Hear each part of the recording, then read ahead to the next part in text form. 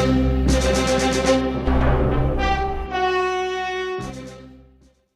everyone, Soundwave84 here, the episode of Fans Pick. In this episode, I answered the question I posed about a week and a half ago, and what makes a Transformers action figure bad or crap, in your opinion? That's because I've seen a lot of stuff that's online. It's how people just dissing figures without even owning or touching said figure, and they give their list of reasons why. I'm trying to move past the the normal criticisms I see. That figure's a turd. That figure's the S word, so I'm trying to figure out, what in constructive ways makes a figure bad. Actually give me a reason, not just saying that figure looks like a turd. That does nothing. So I have got some answers. I formulated them into a top 5. Some things I got, and I kind of all lumped them into one group because, in my opinion, they all kind of fall under the same umbrella. So before I get to the list, I'm going to say I'm on a mission for 3,000 subscribers by the end of this year. It takes me about a year to get 1,000 subscribers, and I usually hit them in February or March. I think I hit 1,000. I think I was back in March of last year, and I got 2,000 by February of this year. I'd like to try to get to 3,000 sooner and move it on up. And so my mission is, again, to get to 3,000 subscribers by the end of this year, by New Year's Eve 2020.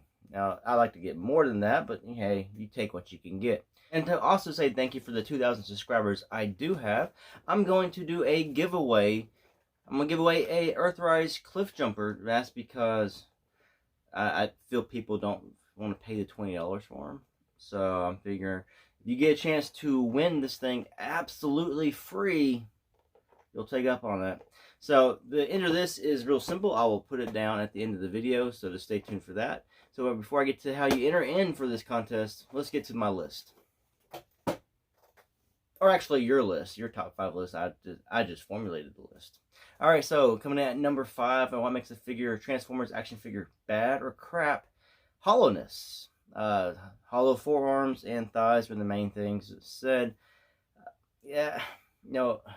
Honestly, I've been buying Transformers for a while, and before I really noticed the hollowness. In pictures it stands out a lot. Now in person, there's other things that your eyes will focus on, but when it's just a picture of the toy, sometimes the way it's posed, that's the first thing you see, especially like with a Hoist, Trollbreaker, and they have the stock photos. Your eyes kind of gravitate right to those hollow thighs. To me, I don't mind the hollowness that bad. It doesn't wreck a figure for me unless it's just all over, like Cyberverse figures, something like that. That hollowness, that's excessive.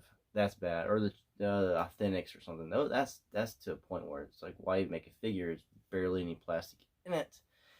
But the new Siege, I would say, even with their hollow bits, they're still high quality figures. It's just, I think they could be a little bit better looking if they hid the hollows. They want to keep some of the hollow, stick it on the back of their legs. So when you're looking at it from the side and the front angles, you just don't see it. And also, thanks to a lot of these third-party add-on and upgrade companies, they make filler kits. So if that hollowness really bugs you, you can always buy it on those kits. And then you're sort of thinking, I got to spend more money to make this figure I paid $20 to $50 on look better. I understand your reasoning there, why you shouldn't have to do stuff like that. So moving on to number 4, lack of articulation. That's something Siege has been pretty, and Earthrise so far has been pretty good on. They are very good with articulation. Now you look back at some of the past Combiner Wars and Titan Turns, they had articulation, but not as much. But then when you go back to G1, grab this guy.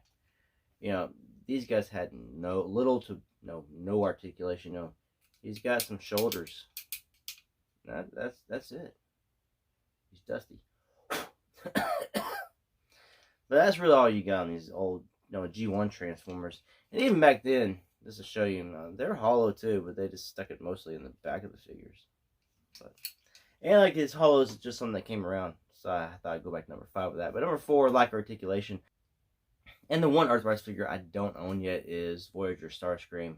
And I can tell by the pictures he has no waist swivel, and I've seen confirmation of that.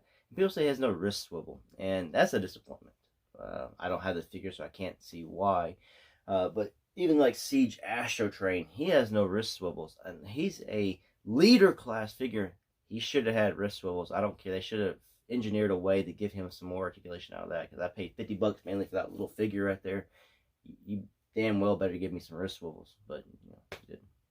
Number 3, over-reliance on gimmicks, or just too many gimmicks. It said gimmicks, but I'm going with over-reliance on gimmicks, because some people just state, you know, people who are headmasters who are not headmasters in G1 are now headmasters. When you look at Titans Returns, you know, we had everybody, Hot Rod, Cup, Blur, all were headmasters. Never headmasters at all. They were always the target masters, which, at least in Japan, when they released their Transformer Legends, they were still headmasters, but at least they gave them some target master partners to actually make the figures correct with that. Now, I would say that Titans Returns is one of my favorite lines so far. I'd say in the last 8 years. I really like Time Return figures, especially some of the Transformers Legends from Japan, like the Blur, the Cup. You know, those were excellent figures. And all their Scourge. I think the figures had really good design, sculpting, but just like I said, yeah, the over reliance on the gimmick that did kind of just. The same with Combiner Wars, just making everybody combiner. I hate that. That's why when I bought the Power of the Primes Dinobots, they don't combine.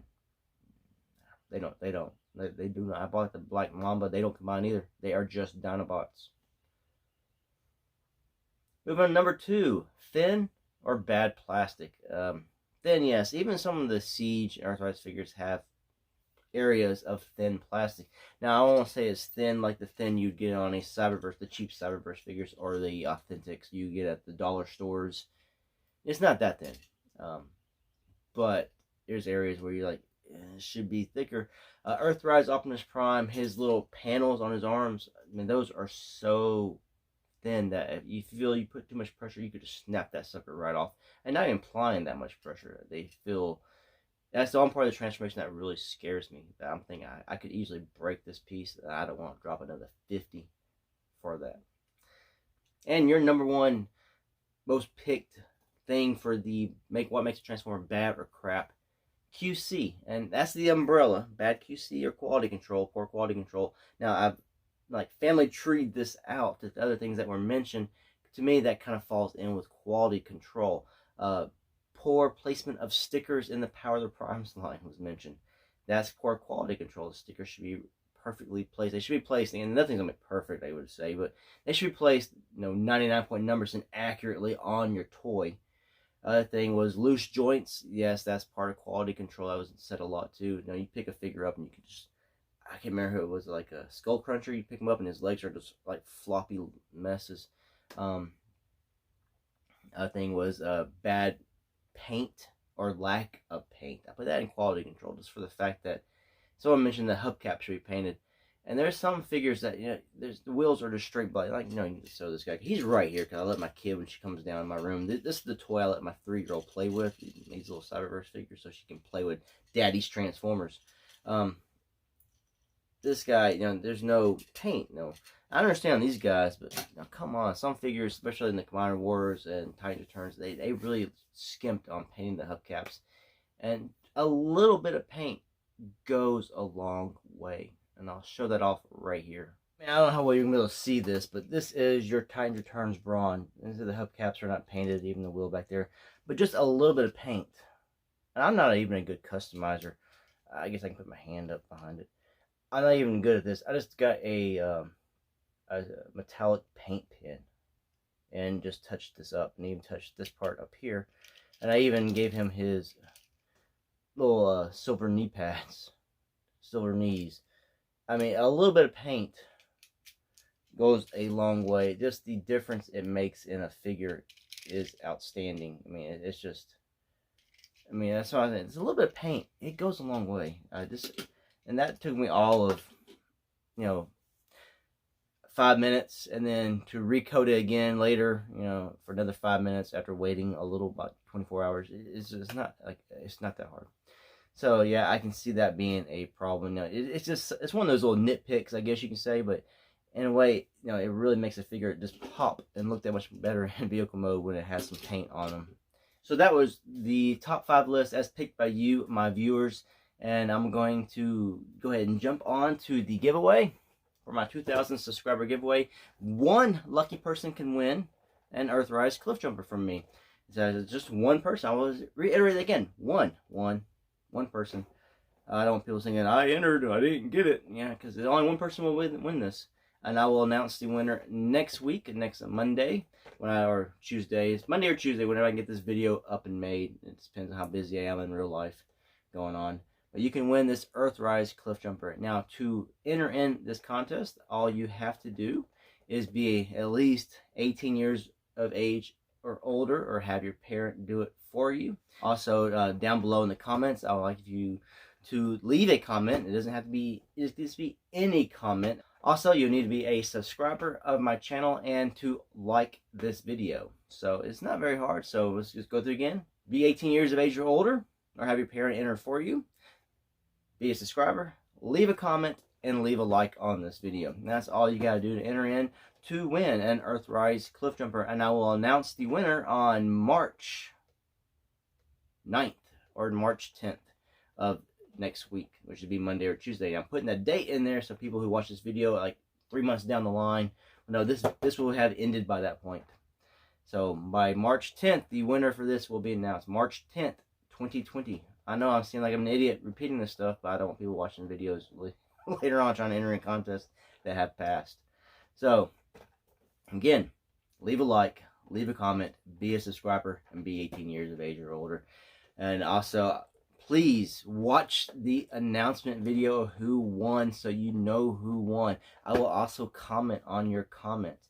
I don't want you leaving ways for me to contact you in a public way, because I don't want everybody else to see your stuff if you don't want to. But you can leave a Twitter handle, you can leave an Instagram handle, some other way I can contact you on another page if you so desire that. But to win this Earthrise Cliffjumper, simple. Also, I'm trying to build up my Patreon. I've got 0, which is fine. I'm just saying, if anybody likes to be a even bigger supporter of my channel, you can head over there, and just for $1 a month, you can help support my channel, help it grow. Also, if I get to 10 subscribers, I will do another giveaway as a Patreon exclusive giveaway for Patreon backers.